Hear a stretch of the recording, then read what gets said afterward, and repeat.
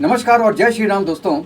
आपके जहन में एक बात जरूर आती होगी कि यार पाकिस्तान में जेंजी बाहर क्यों नहीं निकलता घर से, क्यों प्रोटेस्ट नहीं करता है, जबकि इंडिया में हुआ, नेपाल में हुआ, बांग्लादेश में हुआ, श्रीलंका में हुआ, पाकिस्तान में नहीं हुआ।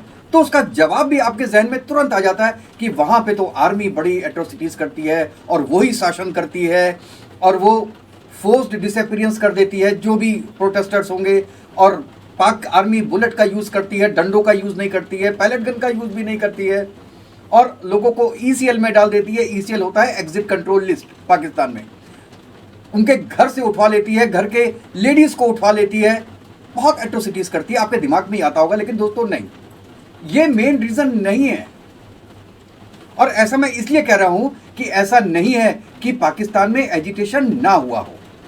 ठीक है, जेंजी का प्रोटेस्ट केवल 1980 में हुआ था, जियाउल हक के वक्त में, लेकिन उसके अलावा अब देखिए लॉयर्स का भी मूवमेंट हुआ 2007 में, 2009 में। उसके बाद आपका 9 मई को हुआ, 9 मई 2023 में, आपको याद होगा, पीटीआई के द्वारा हुआ। और पीटीआई के द्वारा हुआ इमरान खान को बचाने के लिए आर्मी के अगेंस्ट, और उसमें भी जेंजी थी। लेकिन एक डिफरेंस है कि जेंजी केवल अकेले नहीं निकली है पाकिस्तान में 1980 के बाद। अब उसके मैंने 10 रीजंस लिखे हैं और मैं एक एक करके आपको 10 रीजन डिस्कस करता हूं, और जो मेन रीजन है दोस्तों वो मेरा 10वां है। इसलिए ये वीडियो को पूरा देखिएगा दोस्तों, और आपको पसंद आएगा तो जरूर अपने दोस्तों के साथ शेयर कीजिएगा और मेरा चैनल को सब्सक्राइब कीजिएगा। तो दोस्तों, पहला पॉइंट तो मैंने आपको बता दिया कि पाक आर्मी का डर, क्योंकि वही पाकिस्तान में एक्चुअली शासन करता है।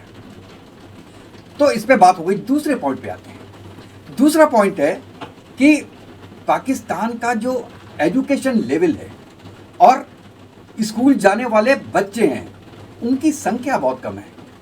एक डाटा मैं आपको देता हूं कि देखिए पाकिस्तान में पढ़ाई कितनी प्रायोरिटी पर है। डाटा के हिसाब से इंडिया में 97% बच्चे स्कूल जाते हैं। 97% बच्चे। ये परसेंटेज पाकिस्तान में है 60%, मतलब 40% बच्चे वैसे ही स्कूल से बाहर हैं। मैं मैट्रिक तक की बात कर रहा हूं। उसके बाद 11th-12th में अगर आते हैं तो पाकिस्तान में केवल 35% बच्चे जाते हैं मिडिल क्लास तक, और ग्रेजुएशन जो करते हैं वो केवल 10.9% बच्चे हैं, जबकि ये परसेंट इंडिया में 40% है। तो 4 गुना ज़्यादा।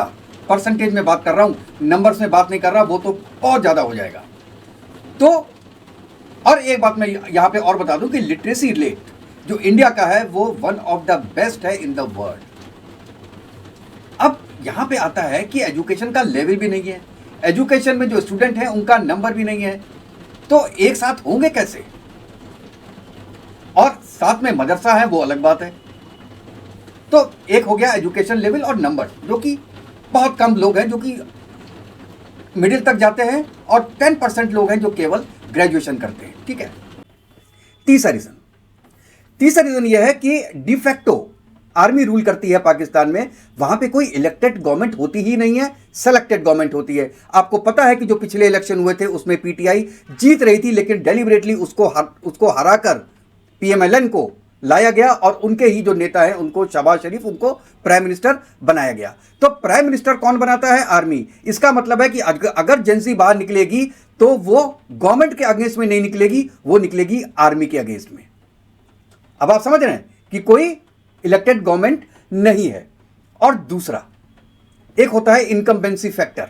जैसे मोदी जी को 12 साल हो गए, तो लोगों को होता है यार सेम चेहरा देख रहे हैं, सेम पॉलिसीज देख रहे हैं, अगर कोई दूसरा आता है तो हो सकता है कुछ चेंजेस आ जाएं। तो आदमी इनकम्बेंसी कहते हैं इसके, क्योंकि जो भी काम करता है वो कुछ गलतियां भी करता है। जैसे मोदी से बहुत बड़ी गलती हुई, नीट का एग्जाम जो लीक हुआ, पेपर जो लीक हो रहे हैं, 152 पेपर लीक हुए, इस पे संज्ञान पहले लेना चाहिए था, बाद में नहीं। बाद में लिया, बहुत अच्छा किया। तो गलतियां भी होती हैं।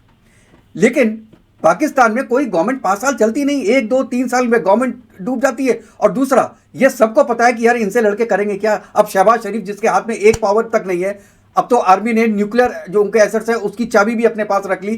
तो यार एक पपेट प्राइम मिनिस्टर के अगेंस्ट में आप लड़ोगे और गोलियां खाओगे, उससे फायदा होने वाला कुछ है नहीं, क्योंकि अल्टीमेटली आपको जो फाइट करना है वो वहां की आर्मी से करना है। तो इनकम्पेंसी फैक्टर एक फैक्टर है। चौथा, मदरसा एजुकेशन में यह कहा जाता है कि भैया तुम्हारी एजुकेशन एक डायरेक्शन में जा रही है, तो मदरसे के बच्चे मदरसे के अगेंस्ट में तो जाएंगे नहीं। और 4%, मैं 60% की बात कर रहा हूं, जो शुरू में मैंने बोला कि 60% बच्चे केवल स्कूल जाते हैं और उसके भी 4% जो है वो मदरसे से आते हैं, तो उनको तो आप रूल आउट कर दीजिए। मतलब, और क्योंकि उनका जो मकसद है वो दूसरा है, वो धार्मिक है, वो रिलीजियस है, उनको उसी स्टडी में मजा आता है, उनको आगे की स्टडी चाहिए ही नहीं है, उनको तो हाफिज बनना है बस। टेक्निकल एजुकेशन नहीं चाहिए, R&D नहीं चाहिए, इंडस्ट्रियलाइजेशन नहीं चाहिए। तो जब ये चीज चाहिए नहीं तो वो लड़ेंगे किस लिए? मदरसा में पढ़ा तो रहे उनको। तो एक पॉइंट तो ये हो गया। पांचवा, वहां पे पाकिस्तान की बात कर रहे हैं कि कोई मोटिवेशन नहीं है किसी को कि पार्टी खड़ी कर दो। जैसे यहां पे कॉकरोच जनता बल खड़ी हुई, उसका मकसद क्या है? दीपके का, सौरभ दास का, और जो तीसरा आशुतोष है, कि यार हम एक पार्टी बना के इंडिया पे राज करेंगे। क्योंकि दीपके के फादर ने एक बार इंटरव्यू में बोला था कि इसका मकसद या तो CM बनने का है या PM बनने का है। तो मकसद है रिफॉर्म, तो एक बहाना है, मकसद अपने को आगे बढ़ाना है डेमोक्रेसी में, क्योंकि ये डेमोक्रेटिक कंट्री है। पाकिस्तान डेमोक्रेटिक कंट्री है ही नहीं। तो अगर कोई भी नई पार्टी या नया सेगमेंट निकलता है तो उसको फाइट किससे करनी है? आर्मी से। उसको गवर्नमेंट में कौन लाएगा? आर्मी लाएगी। तो यार आर्मी से ही लड़ाई करके तुम PM बनना चाहते हो पाकिस्तान के, तो ऐसा हो तो हो नहीं सकता। और इलेक्शन की कुछ वैल्यू है नहीं, तुम पार्टी बना भी लोगे तो भी तुमको सीट नहीं मिलेगी, हार जाओगे। जब PTI जैसे पार्टी को चितर पितर कर दिया आर्मी ने, तो तुम लोग क्या चीज हो? कोई आता ही नहीं कि यार मरने से अच्छा है कि यार बैठे रहो। कौन जाएगा पार्टी बनने को? उसका फायदा नहीं है। प्राइम मिनिस्टर तुम्हें बनना नहीं है, मिनिस्टर तुमको बनना नहीं है, और बन भी गए तो तुम आर्मी के साथ ही बनोगे। तो एक तो ये है जिसका मैं कह रहा हूं मोटिवेशन ही नहीं है वहां पे नई पार्टी बनाने का, इसीलिए 3 या 4 पार्टी के सिवा वहां कोई चौथी पार्टी है ही नहीं। कुछ छोटी छोटी पार्टी होंगी हो सकता है, लेकिन जो मेन पार्टीज हैं वो 3 है। जो तीसरी तो खत्म कर दिया पूरी, तो एक केवल दो पार्टी है इसमें, एक पाकिस्तान पीपल पार्टी भुट्टोस की, और दूसरा PMLN जो कि शरीफ की है। तो एक रीजन तो ये हो गया इसका कि किसी का पर्सनल मोटिफिकेशन है ही नहीं, क्योंकि पर्सनल राइट्स वहां पे है ही नहीं किसी के, किसके लिए फाइट करेंगे? चलिए, छठा रीजन, जो बच्चे खुद उनको अपनी प्रायोरिटी पता नहीं है, इलेक्ट्रिसिटी के लिए लड़ रहे हैं, इन्फ्लेशन है, अनएम्प्लॉयमेंट है, फूड है, वाटर है, ट्रांसपोर्ट है, बेसिक सर्वाइवल जहां पे मुश्किल है, बेसिक सर्वाइवल मुश्किल है जहां पे, वहां पे वो क्या एजुकेशन के लिए करेंगे फाइट? भाई बच्चे तो जेनजी तो या तो एजुकेशन के लिए करेंगे या गवर्नमेंट चेंज करने के लिए करेंगे। तो गवर्नमेंट चेंज तो हो नहीं रही, तो किस लिए करेंगे फिर? ये बात आ गई ना, क्योंकि आपके पास जब बेसिक एनिमिटीज नहीं है। अब इंडिया में देखिए, इंडिया में क्या है कि नीट के लिए आप करेंगे, नीट का पेपर लीक हो गया। ये आप तभी कर सकते हैं जबकि इंटरनेट आपके घर में चल रहा हो, बिजली आपके घर में आ रही हो, ट्रांसपोर्ट आपको मिल रहा हो, गैस आपके घर आ रही हो, जो बेसिक एम्यूनिटीज होती हैं, मार्केट में आपको सामान सस्ता मिल रहा हो। जब बेसिक एम्यूनिटीज आपके पास होती हैं तो आपका दिमाग लगता है कि यार इसके आगे क्या, अब तो ये बेस हो गया, अब क्या है? तब आपके दिमाग में पेपर लीक आता, नहीं तो आएगा ही नहीं। इसलिए पाकिस्तानियों के दिमाग में आता ही नहीं। और जहां तक पेपर लीक की बात है, आप नेट में देखिए, ऑलमोस्ट ऑल पेपर्स पाकिस्तान में लीक होते हैं, ऑलमोस्ट ऑल पेपर्स। वो पब्लिकली ना होता हो, वो हजारों लोगों में जाता है, बढ़ता है, कहने वाला कोई नहीं है। क्योंकि अगर कोई आवाज उठाता है तो इसका मतलब वो आर्मी के अगेंस्ट में आवाज उठा रहा है, तो वहां पे फुल स्टॉप लग जाता है। तो एक पॉइंट मेरा हो गया, बेसिक एम्यूनिटी जहां पे नहीं होगी, जो डे टू डे एक्टिविटी के लिए जो आदमी जी रहा है, मर रहा है, सुसाइड कर रहा है, वो जेंजी बाहर निकलेगा क्या? चलिए, एक तो रीजन ये हुआ। 7वां रीजन, पूरा पाकिस्तान आपको पता है 4 सूबों में बटा हुआ है। बलोचिस्तान अलग जा रहा है, सिंध अलग जा रहा है, पंजाब अलग जा रहा है, और POJ के अलग। इन चारों में बच्चों का आपस में कोई ज्यादा कनेक्शन है ही नहीं। इवन इस्लामाबाद में जो बलूचिस्तान के बच्चे हैं उनको अगवा किया जाता है, सब डर के रहते हैं, पंजाबियों से बात नहीं करते हैं, सिंधियों से बात नहीं करते हैं, इवन सिंधी POJ के लोगों से बात नहीं करते, बच्चों से बात नहीं करते। तो जैसे इंडिया में भी हुआ सब जगह एक साथ हुआ, चाहे वो पटना हो, औरंगाबाद हो, आपका गुजरात हो, बॉम्बे हो, दिल्ली हो, सब जगह हुआ, कलकत्ता हो। वहां पे एकजुटता है ही नहीं। यहां का बच्चा, एक जगह का बच्चा दूसरी जगह के बच्चों से बात ही नहीं कर रहा है, तो एकजुटता कैसे होगी? प्रॉब्लम्स कैसे पता चलेगी? क्योंकि प्रॉब्लम ही सबकी अलग अलग है। सेंट्रलाइज एग्जाम होता नहीं है मेडिकल का, अलग अलग स्टेट के एग्जाम होते हैं। तो जब आपकी सेंट्रलाइज्ड कोई प्रॉब्लम ही नहीं है, इवन अगर आपको गैस की, आपको इलेक्ट्रिसिटी की अगर प्रॉब्लम आपकी है, स्कूलिंग की है, तो वो हर स्टेट की अलग अलग प्रॉब्लम है, तो इसलिए एकजुट नहीं हो पाते। अच्छा, तो ये हो गया 7वां। 8वां, देखिए 8वां पॉइंट यह है कि पाकिस्तान कोई इतना छोटा कंट्री नहीं है जैसे नेपाल हो, श्रीलंका हो, बांग्लादेश हो। जो भी एक्टिविज्म होता है उसके कॉन्सिक्वेंसेस होते हैं, और सबको, पूरे स्टेट को या पूरी कंट्री के बच्चों को एक साथ मिलाना, एक कॉमन टॉपिक पे लाना बहुत डिफिकल्ट है, क्योंकि एक तो आप एक दूसरे की लैंग्वेज भी ठीक से नहीं समझते, एक दूसरे को पहचानते ही नहीं है, तो आप कैसे करोगे? मेरी बात आपको समझ में आ रही है कि नेपाल छोटा सा कंट्री है यार, वहां पे 1 लाख आदमी इकट्ठा हुआ, गवर्नमेंट के अंदर घुस गया, वहां के प्राइम मिनिस्टर के घर में घुस गया, यहां पे घुस सकता है क्या? इंडिया इतना बड़ा कंट्री है, यहां पे घुस सकता है क्या? चाहे 10 लाख 15 लाख भी बच्चे इकट्ठा हो जाए, यह हरकत नहीं हो सकती। इसीलिए यूएस में नहीं होता। यूएस बहुत बड़ा कंट्री है, छितरा हुआ कंट्री है, हर स्टेट की अपनी अपनी अलग पावर है। लेकिन अगर आप श्रीलंका में देखिए तो पावर सेंट्रलाइज्ड है, प्रॉब्लम सेंट्रलाइज्ड है। नेपाल में पावर सेंट्रलाइज्ड है, बांग्लादेश में पावर सेंट्रलाइज्ड है। जब शेख हसीना ने इलेक्शन जीता था तो अपोजिशन पार्टी तो उसमें पार्टिसिपेट ही नहीं किया था, तो इसका मतलब वो सिंगल हैंडेडली बन गई चीफ मिनिस्टर और प्राइम मिनिस्टर, इसलिए लोग अगेंस्ट में हुए, इसलिए लोग इकट्ठा हुए। और वो जेंजी थोड़ी ना था, वो केवल जेंजी नहीं था, वो that was supported by all opposition parties, that was parties. वो कोई जेंजी का नहीं था, एलोन जेंजी का ऑपरेशन नहीं था। तो एक रीजन ये हो गया। अब और एक रीजन जो दोस्तों है, वो है पाकिस्तान की एक्सटर्नल पॉलिसी। पूरे पाकिस्तान को लाहौरी चूरन खिला के और लगाया है हिंदुस्तान के अगेंस्ट में। हिंदुस्तान ये कर देगा, हिंदुस्तान वो कर देगा, हम पे अटैक कर देगा। आज उसने 12 मिसाइल बना दी, आज उसने न्यूक्लियर कर दिया, आज इसने पानी रोक लिया। इन सब चीज़ों में अपने बच्चों को लगाया हुआ है, और वो भी सोशल मीडिया पे। दिमाग डाइवर्ट कर दिया उनका, अपने बारे में सोचो ही ना बच्चे।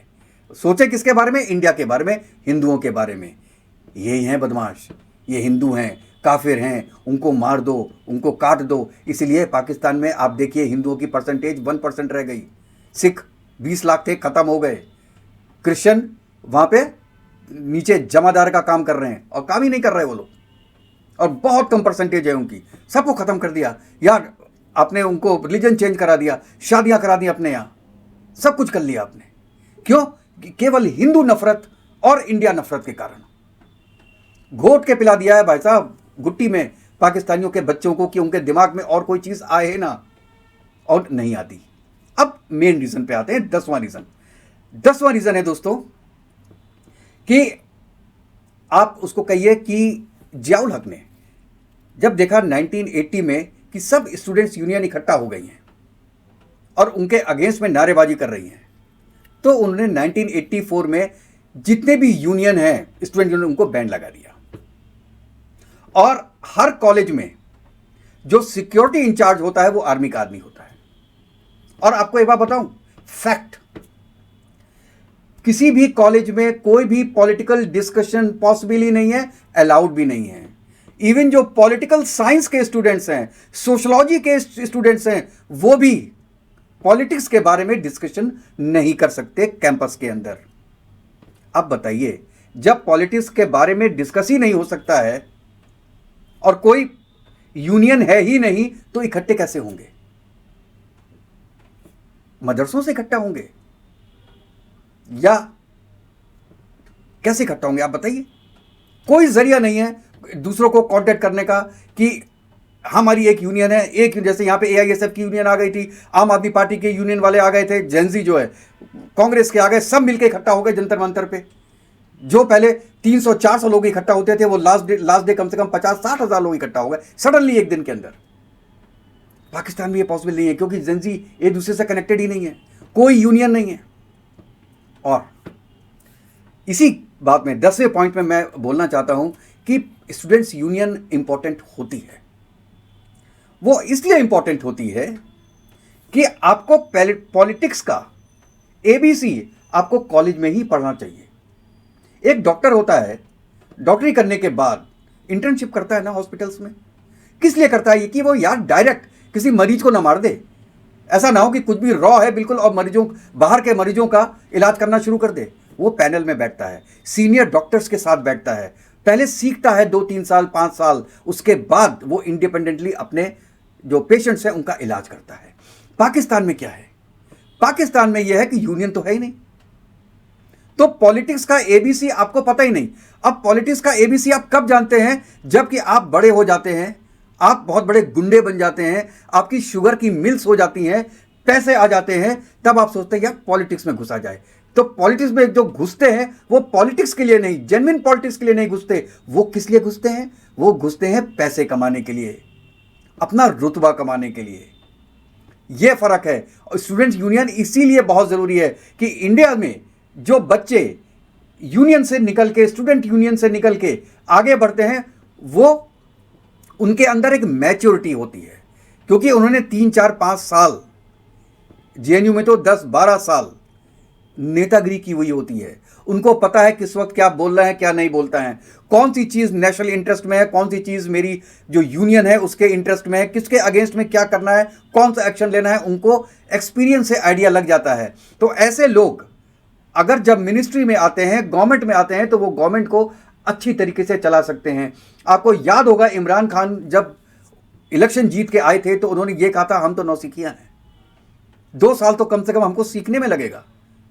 इंडिया में कभी कोई ये बात नहीं बोलेगा, क्योंकि इमरान खान ने तो पॉलिटिक्स की थी, लेकिन उसके साथ जितने लोग जुड़े हुए थे उन्होंने पॉलिटिक्स नहीं की थी। वो केवल इसलिए पॉलिटिक्स में आए थे क्योंकि इमरान खान चाहते थे, उनका कोई बैकग्राउंड नहीं था। एक कोई बड़े माफिया का बेटा होगा, कोई बड़े बिजनेसमैन का बेटा होगा, कोई पहले के मिनिस्टर्स का बेटा होगा जिसने पीटीआई ज्वाइन की, किसी के पास प्रायर एक्सपीरियंस नहीं था। कुछ लोगों को छोड़ के, जो कि दूसरी पार्टी से छोड़ के पीटीआई में आए थे, जैसे उनका फॉरेन मिनिस्टर, डिफेंस मिनिस्टर, जो टॉप के मिनिस्टर थे वो ज़्यादातर पीपल्स पार्टी से छोड़ के आए थे, अपना कुछ नहीं था उनके पास। इसीलिए जो मेन रीज़न मैं बोलता हूं वो है यूनियन, स्टूडेंट यूनियन का ना होना पाकिस्तान में। और ऑफ कोर्स जो आर्मी का एट्रोसिटीज़ है वो तो एक पॉइंट है ही, उस पर तो कोई डिनाई नहीं कर सकता। आप दोस्तों इसके बारे में क्या सोचते हैं ज़रूर हमको बताइएगा, और अगर आपको ये वीडियो पसंद आया हो तो प्लीज़ मेरे चैनल को लाइक कीजिएगा और सब्सक्राइब कीजिएगा और अपने दोस्तों के साथ ये वीडियो शेयर कीजिएगा। तो नेक्स्ट वीडियो में मिलते हैं दोस्तों, तब तक के लिए जय हिंद, जय भारत, वंदे मातरम। खुश रहिएगा दोस्तों, स्वस्थ रहिएगा। Thank you.